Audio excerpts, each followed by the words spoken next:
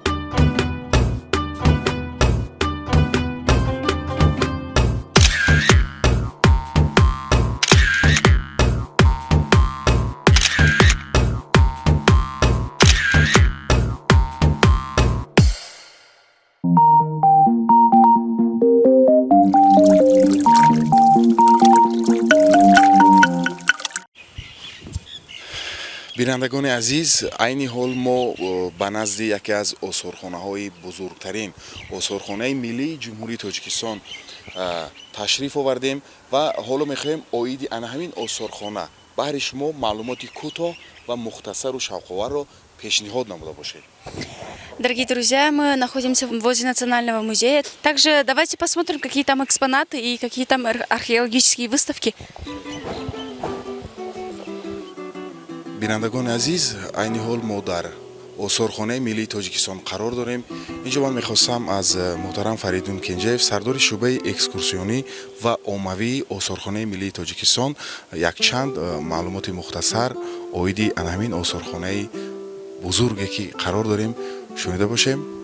استاد، شما را خوش آمدید میگم و میخواستم بهره بینندگان عاید همین یک آثارخانه بسیار باهاشمات و بزرگ معلومات باشید.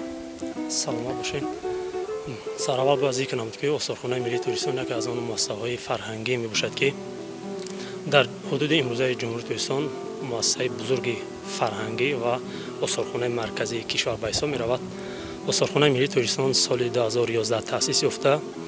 بینای نوی که ما در آن قرار داریم، این بینا ماه مارس سال 2013 با اشتراک به واسطه پیشوای ملت مورد استفاده قرار گرفته است.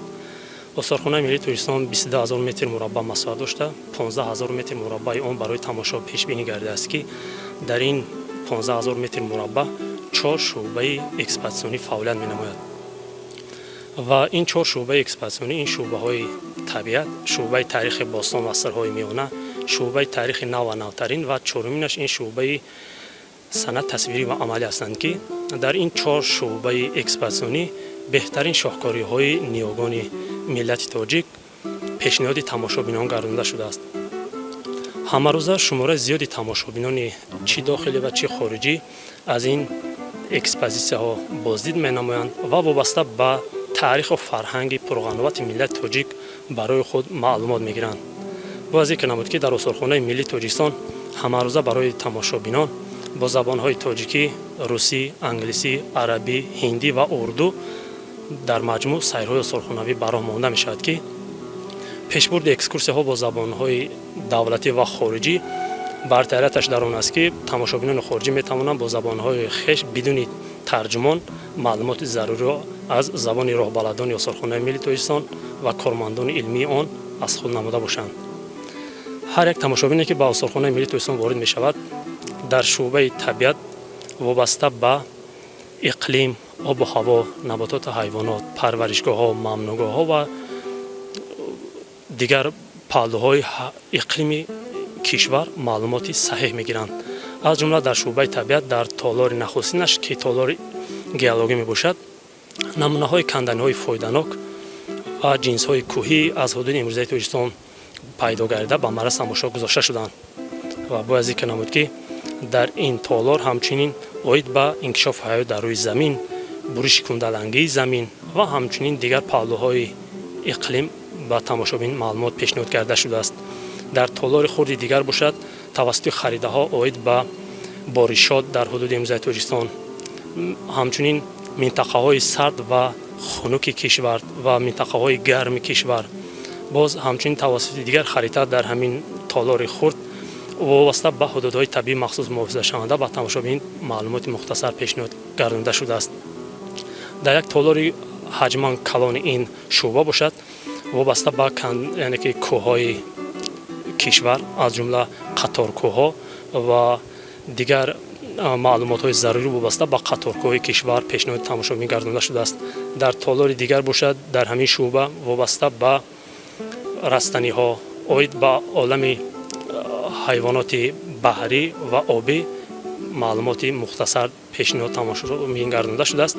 در تالار آخرین این شعبه تماشابینان میتوانند وابسته به پرورشگاه‌ها و ممنوعگاه‌های جمهوری تاجیکستان که شماره آنها در حدود امروزی تاجیکستان بیش از 15 عدد را تشکیل میدهند معلومات میگیرند. یعنی این پهلوی هستند که در یک شعبه به تماشابین معلومات میدهد و یک خصوصیت برتریت این شعبه در استارخانه ملی تاجیکستان به این است که این شعبه میتواند به تماشابین با پهلوهای یعنی که نه تنها تاریخ فرهنگ بلکه اقلیم، آب و هوا، نباتات و حیوانات به تماشابین معلومات بدهد که این یک پهلوی دیگر است که تماشابینان بیشتر به استارخانه ملی تاجیکستان توجه ظاهر می‌نمایند.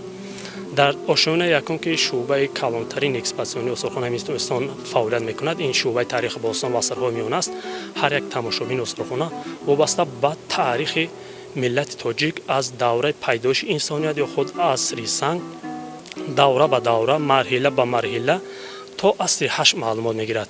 از جمله عصر سنگ، عهد برنج، آهن، آیین زردشتی، هخامنشی ها، دولت یونان و باختر، همچنین امپرای کوشانیان، دولت ساسانیان، هیتالیان، شهر قدیمه پنجکند، بونجیکت، فرهنگ اسلامی و دیر بودایی عجینه تپه بازیافت‌هایشان در آشیانه یکم پیشنهاد تماشابینان گردانده شدند و در آشیانه دوم که در مجموع سوم آشیانه حساب می شود در اینجا تماشابین آید به دولت ساسانیان که اولین دولت متمرکز خلق تاجیک می باشد معلومات خود را شروع یعنی که گرفتن را شروع می نماید که در اینجا بازیافت‌های دوره سامانیان همچنین علم و فرهنگ در این دوران پیشنهاد گردانده شده است. در یک تالار خرد علاهی‌تر باشد در اینجا نمونه خوشنویسی که همچون یک هنر در کشورهای مشرق زمین با وجود آمده است پیشنهاد تماشابین گردانده شده است و در همین تالار намунаҳои беҳтарини хушнависӣ пешниҳоди тамошобин гардонда шудааст, ки ҳар як тамошобини чӣ дохилӣ ва хориҷиро ба ҳайрат меандозад.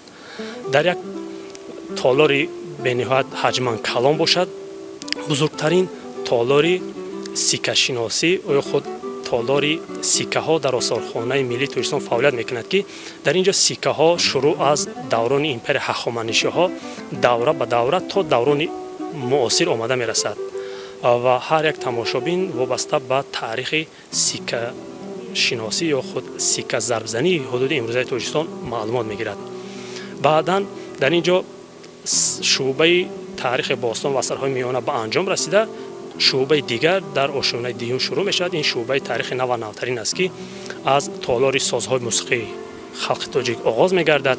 Ҳамчунин барпо кардани сохти нави давлатдории ҳукумати шӯравӣ дар хоки ҳудуди имрӯзаи Тоҷикистон, ҳамчунин баъдан ба марҳилаи ҷанги бузурги ватанӣ, марҳилаи баъд аз ҷанги бузурги ватанӣ, илму фарҳанг дар солҳои 50-90 идома ёфта, як толори пурҳашамати дигар бошад ба давраи истиқлолият бахшида шудааст, ки дар толори истиқлолияти шуъбаи таърихи бостон ва асарҳои миёна тавассути экспонатҳо ва маводҳои ёрирасон дастовардҳои замони истиқлолияти кишвар пешниҳоди тамошобин гардонда шудааст, ки инҳо низ як ҷузъи таърих буда барои баланд гардондани ҳисси ватандӯстӣ ва меҳманпарастӣ ҳар як нафар бениҳоят нақши муҳим доранд.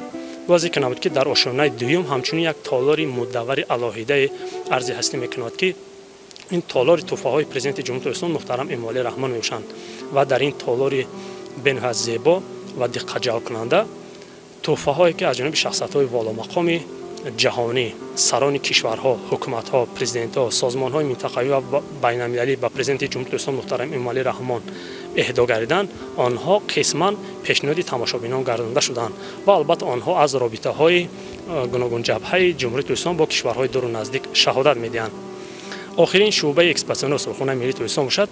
Ин шуъбаи санъати тасвирӣ ва амалӣ мебошад, ки дар ошёнаи охир воқеъ гардидааст ва дар ин ҷо мусаввараҳои рассомони кишвар аз ҷумла аз солҳои 30 инҷониб пешниҳоди тамошобин гардонда шудааст ва ин ҷо баъзе ка намуд, ки беҳтарин асарҳои рассомон пешниҳоди тамошобинон гардонда шудааст ва ҳамчунин дар ҳамин шуъба намунаи ҳунари кандакорӣ дар рӯи чӯб, ҳунари кундал, ҳамчунин дигар намунаи ҳунарҳо аз ҷумла меъморӣ пешниҳоди тамошобинон гардонда шудааст, ки ҳар як тамошобини осорхонаи миллии Тоҷикистон вобаста ба дастовардҳо, бурдбориҳо, комёбиҳои миллати тоҷик ва ҳамчунин замонҳо ё худ давраҳои рушду нумӯи он ва ҳамчунин паҳлӯҳои дигари яъне ки осори ниёгон маълумоти заруро аз худ карда метавонанд ва осорхонаи миллии Тоҷикистон ҳамчун як муассисаи муҳими фарҳангии кишвар, ки дар пойтахти кишвар қомат афрохтааст, ҳамарӯза ба тамошобинони дохилӣ ва хориҷии хеш дар сатҳи баланди касбӣ фаъолияти худро ба роҳ монда истодааст ва ҳамчунин ба тамошобинон хизмат мерасонанд. ташаккури зиёд мегирем. ба шумо ҳамеша муваффақ бошед. ба корҳоятон барор мехоҳам ва гуфтанӣ ҳастам, ки ҳамаи он нафароне ки дар кишвар ҳастанд, ҳамаи он нафароне ки сокини ин пойтахт, меҳмони ин пойтахт ҳастанд, ҳатман биёянд ва аз ин осорхона диданӣ кунанд ва як рӯҳияи баландро соҳиб шаванд. ташаккур.